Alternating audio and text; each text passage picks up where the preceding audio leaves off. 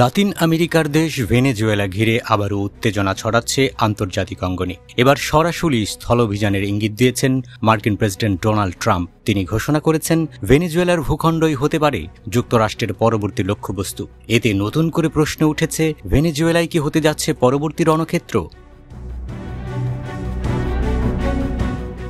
মার্কিন সংবাদ মাধ্যম ব্লুমবার্গের খবরে বলা হয়েছে, প্রেসিডেন্ট ট্রাম্প সম্প্রতি হোয়াইট হাউসে সাংবাদিকদের সঙ্গে আলাপকালে বলেছেন, যুক্তরাষ্ট্রে প্রবেশ করা মাদকদ্রব্যের স্রোত বন্ধ করতে এবার প্রয়োজনে ভেনেজুয়েলার ভেতরে স্থল অভিযান চালানো হতে পারে। ট্রাম্পের ভাষায় এবার ভূখণ্ডই হবে পরের লক্ষ্য।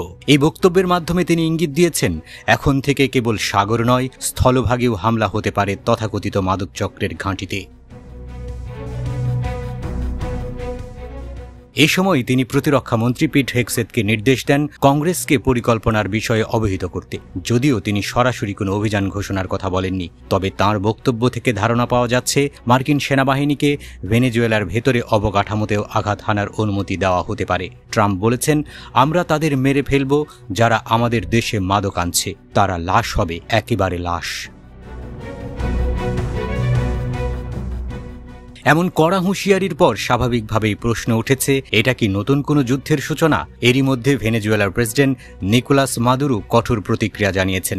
তিনি বলেছেন, এই ভূমিকে কেউ স্পর্শ করতে পারবে না। মাদুরোর দাবি, ভেনেজুয়েলায় কোনো কোকো চাষ বা কোকেন উৎপাদনই হয় না, বরং প্রতিবেশী দেশ কলম্বিয়া থেকেই মাদক পাচার হয়। তিনি যুক্তরাষ্ট্রের অভিযোগকে রাজনৈতিক অজুহাত বলে অভিহিত করেছেন। গত সেপ্টেম্বরে ভেনেজুয়েলার প্রেসিডেন্ট দেশ জুড়ে 15,000 সেনা মোতায়েনের পর আরও 5টি অঙ্গরাজ্যে সেনা ও সরঞ্জাম পাঠানোর নির্দেশ দেন।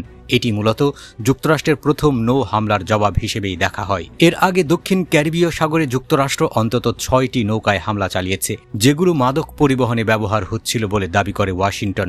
সাম্প্রতিক সময়ে এসব হামলার পাশাপাশি ভেনেজুয়েলার উপকূলে মার্কিন B-52 বোমারু বিমান টহল দিয়েছে, যা উত্তেজনা আরও বাড়িয়েছে।